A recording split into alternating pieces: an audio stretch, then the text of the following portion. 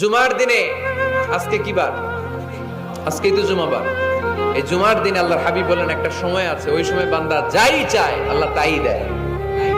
ওই সময়টা কখন? এই নিয়ে মুহাদ্দিসিন ইকরামদের মধ্যে ইখতিলাফ। সবচেয়ে গ্রহণযোগ্য মত হচ্ছে আসরের পর থেকে শুরু করে সূর্য ডোবার আগ পর্যন্ত। ওই মুহূর্তে দোয়া করবেন, এই সময়গুলো নোট করে রাখবেন, এই সময় চাইলেই আল্লাহ দিয়ে দেয়। জুমার দিনে আজকে কি বার? আজকেই তো জুমাবার। এই জুমার দিনে আল্লাহর হাবিব বলেন একটা সময় আছে, ওই সময় বান্দা যাই চায় আল্লাহ তাই দেয়। ওই সময়টা কখন? এই নিয়ে মুহাদ্দিসিন ইকরামদের মধ্যে ইখতিলাফ।